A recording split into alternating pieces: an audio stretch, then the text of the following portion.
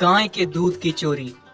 झलकपुर गांव में सोमनाथ के पास एक बहुत ही प्यारी गाय है जिसका नाम मोहिनी है। सोमनाथ की पत्नी राधा और एक बेटा है जो अभी अभी पैदा हुआ है। उसका बेटा बहुत ही अद्भुत और प्यारा है। इस गांव के सारे लोग ग्वाले थे, सभी के पास गाय थी और सभी दूध का व्यापार करते थे, लेकिन सबसे ज्यादा दूध सोमनाथ की गाय ही देती थी। देखिए जी, हमारी मोहिनी ने आज कितना दूध दिया है। बड़ा ही गर्व महसूस होता है हमें मोहिनी पे। तुम सही कहती हो जी, तभी तो सारे गांव वाले जलते हैं हम पे और हमारी मोहिनी पर। वहीं दूसरी ओर जंगल में एक बड़ा ही आलसी सांप रहता था जिसका नाम तोला था। उसके आलस से उसकी पत्नी भी बहुत परेशान थी। दुखी हो गई हूँ मैं तुमसे और तुम्हारे आलस से। जो कुछ मैं लाती हूँ उसको एक ही निवाले में चबा लेते हो और डकार तक नहीं लेते। आखिर कब तक मैं ही तुम्हें पालती रहूंगी। उफ, तुम सुन भी रहे हो या फिर सो ही रहे हो? हाँ हाँ, सुन रहा हूँ। अब तुम क्या चाहती हो? जान दे दूं मैं? आखिर तुम्हारा भी तो फर्ज बनता है मेरे लिए कुछ करना। अगर थोड़ा सा कुछ खिला देती हो तो बस पूरे दिन सुनाती रहती हो। ठीक है, अगर मैं सुनाती रहती हूँ तो ठीक है। आज से अपना खाना खुद लेकर आओ। मैं जा रही हूँ तुम्हें छोड़ के। हाँ हाँ, जाओ। तुम क्या सोचती हो तुम्हारे बिना मैं कुछ नहीं कर सकता? सांप और उसकी पत्नी की खूब लड़ाई होती है, जिस वजह से सांप भी अकड़ में आके पत्नी सांप को रोकता नहीं, जाने देता है। लेकिन जैसे ही शाम होती है तो सांप को भूख लगने लगती है। अरे, पेट में चूहे दौड़ रहे हैं, बहुत भूख लग रही है। क्या करूं, क्या खाऊं? कोई शिकार भी नहीं दिख रहा जिसे मैं खा सकूं। मुझे पत्नी के ताने चुपचाप सुन लेने चाहिए थे। कितना कुछ लाके देती थी मुझे बैठे बिठाए। क्या जरूरत थी मुझे भी अकड़ दिखाने की? हाँ, और आज तो मुझे कुछ मीठा मीठा खाने का मन हो रहा है।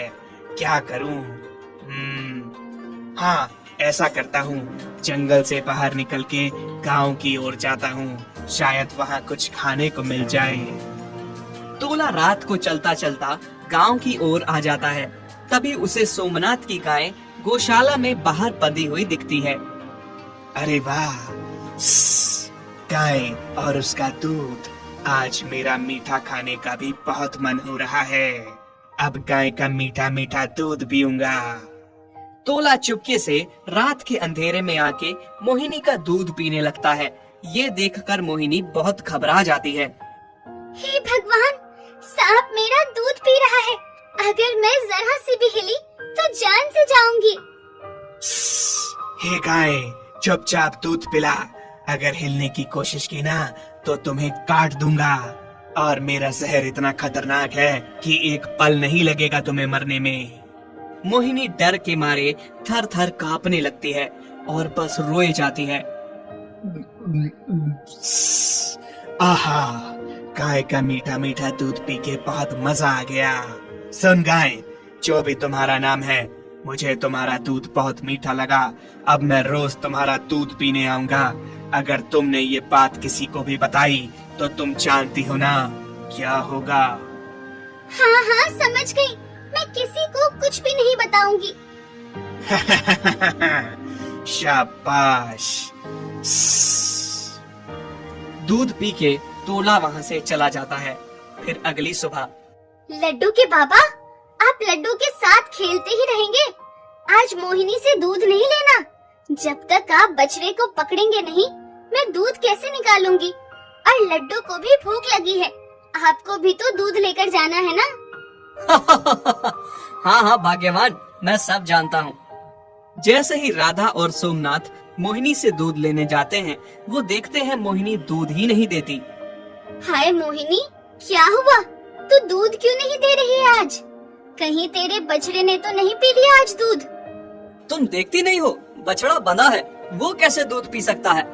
हो सकता है आज उसका मन ना हो दूध देने का, या फिर उसकी तबीयत ठीक ना हो।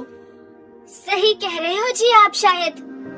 मोहिनी सब जानती थी, पर सांप की धमकी से वो कुछ कह नहीं पाई, बस डरी सहमी सी खड़ी थी। तोला रात को फिर से मोहिनी का मीठा दूध पीने आता है। ये सांप तो फिर से आ गया है। भगवान, क्या करूं मैं? दूध के लालच में ये तो रोज आता रहेगा। क्या करूं? ओ गाय, चुपचाप सीधी खड़ी रह, मुझे दूध पीने दे। सांप चुपचाप मजे लेकर दूध भी पीता है। मजा ही आ गया। शाबाश गाय, बस इसी तरह मुझे दूध पिलाती जा। तुझे मैं कुछ नहीं बोलूंगा, और जिस दिन तूने मुंह खोला उस दिन मैं तुझे भी मार डालूंगा, और तेरे बछड़े को भी। नहीं नहीं, मैं किसी से कुछ नहीं कहूंगी। तुम बस मेरे बच्चे को कुछ मत करना। अच्छा ठीक है, मैं कुछ नहीं करूंगा। अब मैं चलता हूँ, कल फिर आऊंगा। अगली सुबह राधा और सोमनाथ मोहिनी का फिर से दूध निकालने आते हैं, और मोहिनी से दूध ही नहीं आता। ये देखकर दोनों बहुत परेशान हो जाते हैं। मोहिनी, तुमने आज भी दूध नहीं दिया, क्या बात है? हाय मोहिनी, तुझे मेरे लड्डू का भी ध्यान नहीं आया। 2 दिन से उसे दूध नहीं मिल रहा। लड्डू के बाबा भी शहर दूध लेकर नहीं जा पा रहे हैं, और ऊपर से तेरा भी तो बछड़ा भूखा है, वो भी दूध के लिए तरस रहा है। तू आखिर दूध क्यों नहीं दे रही है? क्या बात है? तभी सोमनाथ की नजर जमीन पर पड़ती है।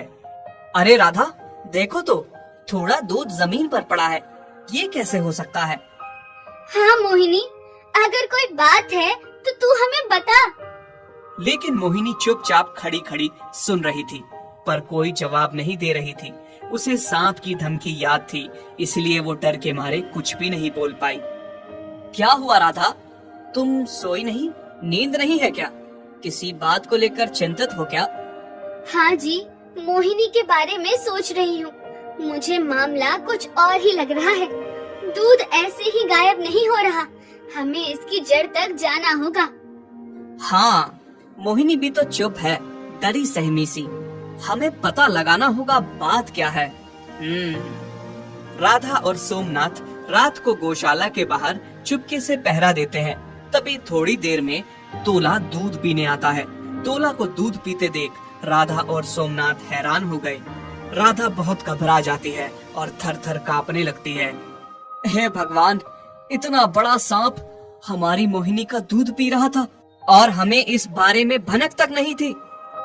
अब क्या होगा जी? कैसे हम अपनी मोहिनी को इस सांप से बचाएंगे? तोला मजे से दूध पी के निकल जाता है। फिर राधा और सोमनाथ मोहिनी के पास आते हैं और मोहिनी को प्यार देने लगते हैं। मोहिनी, तुम इतने दिनों से ये सब बर्दाश्त कर रही थी और हमें पता भी न चला। तुम घबराओ मत मोहिनी, हम सब ठीक कर देंगे। मोहिनी की आंखों से बस आंसू बह रहे थे। फिर राधा और सोमनाथ इस बारे में गांव वालों से बात करते हैं। गांव वाले उनका साथ देते हुए कहते हैं कि उन्हें सांप को पकड़ने के लिए सपेरे को बुलाना पड़ेगा, क्योंकि सांप ने मोहिनी के दूध का स्वाद चख लिया है। अब वो उसको नहीं छोड़ेगा। जल्द से जल्द सपेरे को बुलाना पड़ेगा। फिर सोमनाथ सपेरे को बुला लेता है। सोमनाथ और सपेरे के साथ साथ सारे गांव वाले छुप के रात को सांप के आने का इंतजार करते हैं।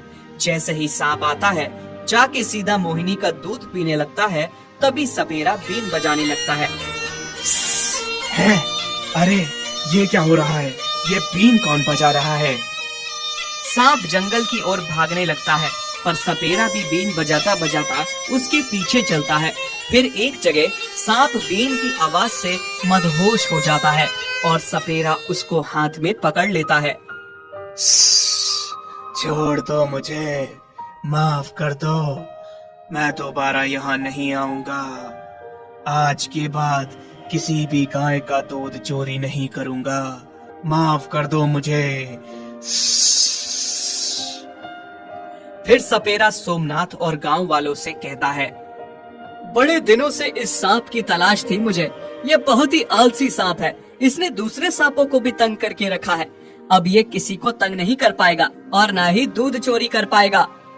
सपेरा सांप को टोकरी में डाल के ले जाता है और फिर सोमनाथ, राधा और गांव वाले खुश होकर सपेरे का धन्यवाद करते हैं।